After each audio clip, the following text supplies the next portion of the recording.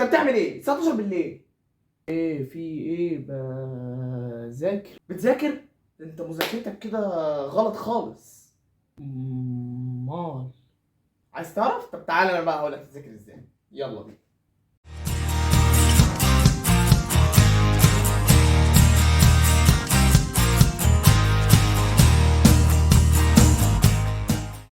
السلام عليكم ورحمة الله وبركاته، ازيكم عاملين ايه؟ واهلا بيكم في قناة حمزة محمد تي في. والنهارده معانا موضوع مهم جدا، وهو افضل 10 نصايح تعملهم في المذاكرة في فترة الامتحانات، خصوصا للمرحلة الثانوية والنظام الجديد، حتى لو ما فتحتش ولا كتاب من اول السنة. فركز معايا عشان موضوع الفيديو النهارده مهم جدا، وحابب انوه ان كل المعلومات والنصايح اللي هنقولها في الفيديو ديت مش عن خبرة، هي مجرد من تجربة شخصية ونصايح اداها لي زمايلي، وتجربة شخصية من زمايلي ومن أصدقائي، ولمت لكم كل المعلومات ديت في ال10 نصايح بتوع الفيديو دوت. ونوع الفيديوهات ديت أول مرة نعمله هنا على القناة، فلو عجبتك النصايح واستفدت منها وحسيت إن الفيديو مفيد وممتع في نفس الوقت، ما تنساش إن أنت تعمل لايك وسبسكرايب وتفعل الجرس يوصلك أي جديد دعما ليا، عشان نكمل ونستمر ونفيدكم ونفيد كل الناس. ويلا بينا نبدأ بأول نصيحة معانا. قبل ما تبدأ لازم يكون عندك نية انت بتذاكر ليه، ايا كان هدفك ايه، حابب تروح الجامعة المعينة او حابب ان انت تجيب الدرجة المعينة، او شوف انت ايه الدافع اللي بيخليك اصلا انك تتعلم وتصبر على المذاكرة وتتوكل على ربنا وتحتسب بالنية ديت وتبتدي تذاكر. دي كده لازم يبقى الاساس بتاعك. بعد كده تعالوا نبدأ بقى بأول نقطة. اول نقطة معانا وهي انك تصحى بدري. نصيحة الصحيان بدري ديت مهمة جدا جدا، ومبني عليها بقية ال10 نقط اللي هنقولهم النهاردة. الصحيان بدري دلوقتي بقى حاجة سهلة مع وجود المنبهات ومع وجود الالارم وكل الحاجات ديت. الفكرة بس ان انت يوم واحد هتضغط على نفسك انك تقوم الساعة ولا الساعتين البدري دولت، وده هيريحك في بقية الايام كلها. هتلاقي نفسك لوحدك نمت بدري عشان انت صاحي بدري، وهتفضل تصحى كل يوم بنفس الطريقة ديت. امثل وقت للصحيان بدري هو الساعه 4:30 او 5، بحيث ان انت تصحى وتصلي صلاه الفجر وتقول اذكار الصباح كده وبتاع، تلاقي ايه الساعه بقت مثلا 5:30، فتاخد لك ساعتين لحد الساعه 7:30 مثلا، هيبقوا احسن ساعتين مذاكره في يومك. وتقدر بعدها ان انت تكمل في نص اليوم، وهتلاقي ان اليوم كان فيه بركه وماشي بسلاسه جدا. واهم حاجه في الصبح البركه، لو عرفت تاخد البركه بتاعت الساعه 5 الصبح انت كده كسبان. تاني نصيحة معانا هي عمل جدول. ومشكلة الجداول ان كلنا بنعرف نعمل جداول، ولكن كلنا ما بنلتزمش بيها، وعشان كده الجدول سلاح ذو حدين. ممكن تعمل جدول ويفيدك جدا جدا، وممكن في نفس الوقت تعمل جدول يعطلك وياخد وقت مذاكرتك كله، وفي نفس الوقت ما تلتزمش بيه. فالجدول هنا هيبقى مفيد لو جه على حساب المذاكرة بس في الاخر نفذته، لكن مش هيبقى مفيد لو جه على حساب المذاكرة وخد المذاكرة كلها وما استفدتش اي حاجة. فازاي تقدر تطلع باكبر كم واكبر فايدة من الجدول؟ تعال اقولك. عشان تطلع باكبر فايدة من الجدول، كل اللي هتعمله 3 نقط. اول نقطة هي انك تكتب الجدول من بالليل. ليه؟ لان الصبح تصحى تذاكر على طول. الصبح لو صحيت لسه بتكتب الجدول، بركة الصبح هتضيع. اما وقت بالليل انت فاضي فيه، اقعد براحتك اكتب جدولك، علشان لما تصحى الصبح وقتك يبقى جاهز على المذاكرة، مفيش اي حاجة تعطلك وزي الجدول مثلا. تاني حاجة ان انت ما تفرطش في الجدول. ما تكتبش بقى انا عايز اذاكر 5 دروس بقى، وعايز اخد من كل مادة درسين، وعايز اقطع المواد واحل على كل درس اذاكره. لا، بالراحة، لان انت الجدول الكبير بيدي احباط اكتر مما بيكون تحفيز. واكتب الجدول بشكل مبسط، استخدم الوان في الجدول، خطط كده، اعمله بشكل حلو بحيث ان هو يناسبك في ان انت تعرف تعمل المكتوب في الجدول واكتر كمان. وبس كده كده خلصنا ان انت ازاي تعمل جدول وتستفاد باكبر كم من الجداول. كتبت جدولك من بالليل وصحيت بدري، تعال نروح للنقطة الثالثة. حاجة من الحاجات اللي اثبتت الدراسات انها بتنفع مع ناس كتير، وده نتيجة ان انا سألت كذا حد ووصلنا للحل دوت. هو اصلا حل كمان مثبت علميا، وهو الرياضة الصباحية. مش شرط رياضة صباحية بمعنى كلمة رياضة في دماغك، اللي هو بقى رياضة موضوع بمجهود وتعرق والكلام ده كله. لا، عادي.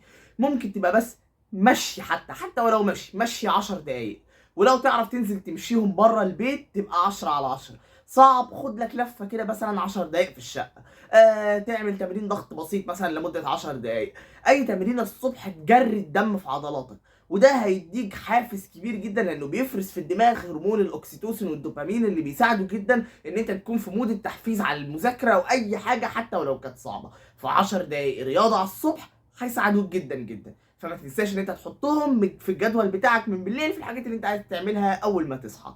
ويلا بينا نروح للنقطة الرابعة. رابع حاجة معانا وتنتمي للجدول بشكل ما، وهي تقسيم المهام. لو انت عندك مهمة كبيرة قوي، ما تحاولش ان انت تاخدها زي ما هي او تقول ان انا يا اعملها يا ما اعملهاش. تنفع ان انت تقسمها لنقط صغيرة بحيث ان انت يعني تاخدهم كلهم كده ويكونوا سهلين، لان الحاجات الصغيرة الكتير اسهل 100 مرة من حاجة واحدة كبيرة.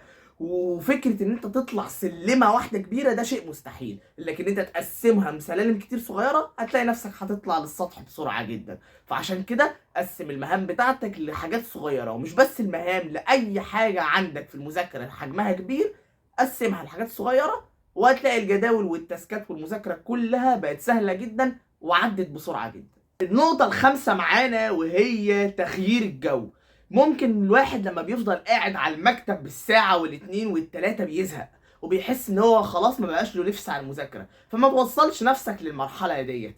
اقعد على المكتب حبة صغيرين، بعدين اطلع مثلا شوف اقعد على السفرة حبة صغيرين، بعدين اقعد في حتة تانية في بيتك، او لو عندك القدرة ان انت تنزل تذاكر في حتة بره يكون كويس. فان انت تغير الاماكن وتذاكر في اليوم الواحد في اكتر من مكان هيديك الدافع الكبير جدا ان انت تذاكر، لان كل مكان هتقعد فيه هتحس ان انت كانك بادئ بدايه جديده، وكأن اللي فات دوت ما اجهدكش وما خدش من وقتك ومن جهدك ومن تعبك ومن تركيزك. فتغيير المكان وتغيير الجو بيساعدك جدا ان انت تركز وان انت تقدر ان انت تحصل بشكل اكبر بكتير. كده احنا نبقى خلصنا اول 5 نقط من 10. واول 5 نصايح دولت لو لاحظت ان هم كلهم جانب نفسي او جانب روحي، حاجه بتهيئك نفسيا وجسديا وروحيا ان انت تبقى جاهز على المذاكره. حاجه كده بتديك الدافع ان انت تعرف تقعد على الكتاب لوقت كبير وتساعدك ان انت تحصل اكبر قدر منه. تعالوا بقى في ال5 نقط التانيين نتكلم ان انت خلاص قعدت وجاهز تعمل ايه بقى. سادس نقطة معانا ويمكن تكون بالنسبة لناس كتير الأقل أهمية في هذه النصايح، ولكن هي ليها دافع كبير جدا على فكرة في المذاكرة، وهي وجود أصدقاء. ومش شرط الأصدقاء دولت اللي انتوا يعني مش هتذاكر إلا لما تكون مع صحابك ولازم تكون بتذاكر معاهم، ومش هتذاكر إلا لما تكونوا كلكم فاضيين، كده انتوا بتضيعوا وقت بعض. ولكن فكرة وجود أصدقاء هي المتابعة. يعني انت ذاكرت درسين، طب انا هذاكر الدرسين عشان اكون ماشي معاك. وصاحبنا ده مذاكر 4 دروس، طب احنا كمان نذاكر الدرسين الزياده عشان نبقى احنا كلنا ماشيين ب4 دروس، وهكذا. فالاصدقاء بيدوا لبعض دافع كبير جدا، وبيديك تحدي مع صاحبك التاني بحيث ان انتوا كلكم تنافسوا بعض وتساعدوا بعض، فتكون منافسه صحيه ومنافسه كويسه تساعدوا بعض ان انتوا كلكم تزقوا بعض وتطلعوا مع بعض، اللي عارف حاجه يساعد التاني بيها وهكذا. فده بيدي زقه ودافع كبير. ولكن العدد الماكسيمم للصحاب هو من 2 ل3، يعني انت الجروب كله يكون من 2 ل3، علشان خاطر لو زاد عن كده بيبقى مضيعة وقت. فعشان كده ما تركز كويس جدا ان انت لو حابب ان انت لو تجيب صحابك خلي عددكم قليل، خلي المنافسة صحية، ما تضيعوش وقت بعض، ما تستناش صحابك عشان تذاكر، خليها بس منافسة ومتابعة معاهم. والنصيحة رقم 7 هي تقنية المذاكرة. المذاكرة العشوائية لو انا همسك كتاب ويلا ده ذاكر بقى كده، دي ما بتعرفش انت حصلت قد ايه. طب انت كان المفروض تحصل قد ايه. عدم النظام في تقنية المذاكرة بيخلي الوقت يضيع منك وما بتبقاش عارف طب انا ذاكرت قد ايه، طب انا اصلا عملت ايه، طب انا المفروض اعمل ايه. فلا، ففي تقنيات مذاكره كتير جدا، ولكن اللي اثرت في الفتره اللي فاتت معايا ومع زمايلي ومع الاصدقاء ومع كل الناس اللي قدموا لنا النصايح ديت، فتاني شكرا ليهم على النصايح اللي قدموها لنا في الفيديو دوت، وهي تقنيه البومودورو. تقنية البومودورو او تقنية التفاحة او تقنية الطماطماية زي ما بيسموها، هي المهم اسمها البومودورو. تقنية البومودورو ببساطة هي ان انت تذاكر قدر معين من المذاكرة، وتقريبا بيبقى 25 دقيقة، وتاخد راحة 5 دقايق، وبعد 3 أو 4 جلسات بتكتر الراحة شوية لربع ساعة أو نص ساعة. وفي برضه ناس بتحب انها تذاكر 45 دقيقة، لان بتحس ان 25 دقيقة جلسة واحدة تكون مش كافية، وان انت تاخد برضه 5 أو 10 دقايق بريك. ففكره ان انت تاخد 25 دقيقه 5 دقائق 25 دقيقه 5 دقائق، وكل 25 دقيقه بالخمس دقائق بتاعتها بيعملوا نص ساعه وبنسميها جلسه. وشوف بقى انت مثلا عندك مثلا 5 دروس، وعارف ان الدرس الواحد منهم مثلا بياخد مثلا نص ساعه، فتقول خلاص يبقى انا هاخد 5 دروس على 5 جلسات، وهذاكر النهارده 5 جلسات بومودورو. فده بيساعدك ان انت تنظم افكارك وتنظم وقتك. وهسيب لكم برامج جوه الديسكريبشن، افضل برامج بتحسب تايمر البومودورو، وبتديك دافع كبير جدا ان انت تذاكر، وبتساعدك ان انت ما تتشتتش بالتليفون. وطبعا ان انت تتشتت بالتليفون دي حاجه مهمه جدا، فما تنساش انت تقفل تليفونك وانت بتذاكر، ودي تبع طبعا البومودورو. خلاص عملت البومودورو ونزلت البرامج اللي بتحسب البومودورو، بقيت بتذاكر 25 دقيقه وتاخد 5 دقائق او 45 دقيقه او 10 دقائق، شوف اللي يريحك. كده انت بقى عندك تقنية مذاكرة، بقيت مستعد جسديا وروحيا، ومعاك اصدقائك يساندوك ويتنافسوا معاك. تعال نروح للنقطة الثامنة ونشوف فيها ايه. بعد ما قعدت وعملت لنفسك كوباية شاي وقاعد بتذاكر بالبومودورو، ويا ريت طبعا الافضل ان انت تعمل لنفسك حاجة سخنة يعني تشربها كده مثلا مع المذاكرة، بحيث انها تفوقك وتديك جو لطيف للمذاكرة بتاعتك. بعد ما خلاص قعدت والدنيا تمام، ما تنساش بقى ان انت تكتب محصلة اللي انت ذاكرته. يعني ايه؟ هقولك. انا مثلا قريت الدرس الفلاني، قعدت اقرا واخطط واعلم وتمام. اقفل بقى الكتاب وهات ورقة خارجية او كراسة، واكتب كده اللي انت فاكره. مش شرط تكتب الدرس كله، كشكل نقط بس. يعني انت مثلا انا قريت عن الموضوع الفلاني، قريت عن الموضوع الفلاني، قريت عن الموضوع الفلاني. بعدين ترجع تفتح الكتاب وتتابع، ده انا النقطه ديت انا افتكرتها وكتبتها، النقطه ديت انا افتكرتها وكتبتها. ايه ده انا النقطه دي نسيتها خالص ما كتبتهاش عندي في الورقه. هي دي اللي محتاجه مذاكره، هي دي اللي بتقع منك، وهي دي اللي انت هتذاكرها. عرفت بقى؟ دي هتساعدك ان انت تعرف انت فعلا ايه النقطه اللي انت بتنساها، ايه النقطه اللي انت بتقع منك. وترجع بعد ما تقرا الكتاب تاني وتعلم وتقفل الكتاب، ترجع تعمل كده تاني بس بعد شويه، وتجرب تشوف لا انا افتكرت دي وافتكرت دي وافتكرت دي، ودي افتكرتها المره دي فعلا. يبقى خلاص، يبقى انا كده تمام ومستعد بالدرس. اروح بقى للنقطه التاسعه اللي هقول لك عليها دلوقتي. كل الناس اللي في مرحله ثانوي وبالذات في النظام الجديد عارفين كويس جدا اهميه الحل، وعارفين ان الحل اهم مليون مره من مجرد قرايه الدرس او مذاكرته، لان الاسئله بتيجي بطريقه غير مباشره وبتبقى معتمده على الفهم اكتر من الحفظ. وعشان كده النقطه التاسعه ببساطه جدا هي الحل ثم الحل ثم الحل. ذاكرت الدرس وقفلت الكتاب واتاكدت ان انت عارف كل النقط صح والدنيا تمام، حل بقى كتير. وفي النصيحه ديت باكد عليك ان انت ما تضيعش الوقت في قرايه الدرس وكتابه النقط واللي انت افتكرته من الدرس، لان ده ممكن يضيع وقت كبير جدا. اقرا الدرس في السريع واقفل الكتاب ولخص بسرعه النقط اللي افتكرتها، افتح الكتاب تاني اقرا النقطه اللي فاتتك، اقفل الكتاب. يعني خلي الموضوع سريع، ما تخليهوش ياخد منك اكتر من جلستين بومودورو، علشان تعرف ان انت تحل بقى في بقيه الساعات اللي فاضله، علشان خاطر تعرف تستغل ساعات البدري ديت باكبر قدر ممكن وفي اكتر من ماده. فبعد ما انت حليت والدنيا بقت تمام، هتلاقي نفسك كده خلاص المعلومة ركبت هنا والدنيا بقت تمام.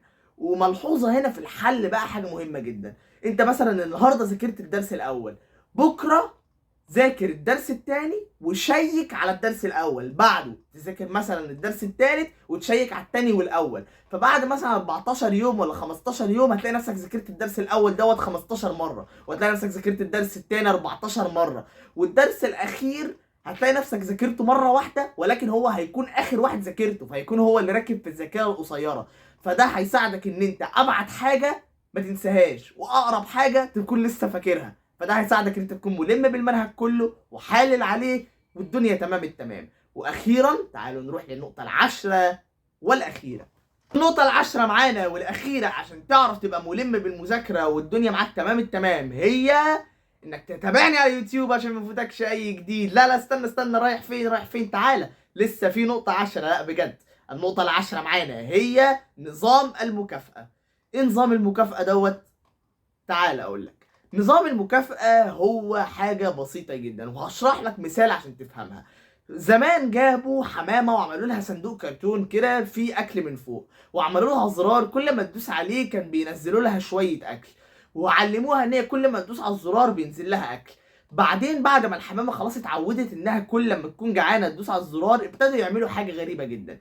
مرة يحطوا لها أكل كتير قوي، فلما تدوس على الزرار ينزل لها كميات أكبر بكتير قوي من الكميات اللي كانت بتنزل لها مع دوسة زرار واحدة. ومرة تانية ما حطولهاش أكل خالص.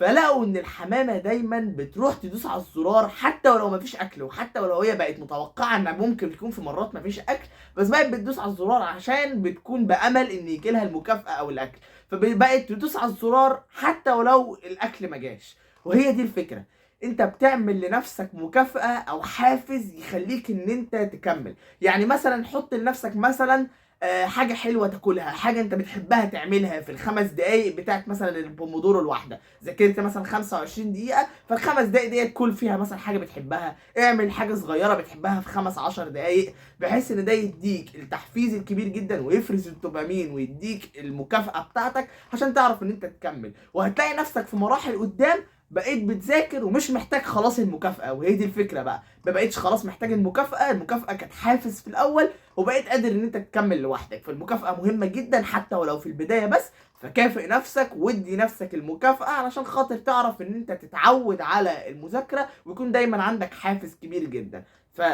بس كده احنا كده قلنا ال10 نقط والخصهم لك في السريع دلوقتي. واخيرا حابب انوه ان ربنا ما بيضيعش تعب حد، وان انت هتذاكر على قد ما تقدر، وفي الاخر النتيجة عند ربنا، لكن لازم ان انت تذاكر على قد ما تقدر علشان خاطر تبقى لكل انسان ما سعى. وبس كده، ما تنساش ان انت تعمل لايك وسبسكرايب، تفولو على الانستجرام والفيسبوك والتويتر عشان ما يفوتكوش اي جديد، تفعل الجرس عشان يوصلك كل حاجة اول باول. استناكم في فيديو جديد. وبس كده النهاردة، شكرا وسلام. الساعة 5 الفجر.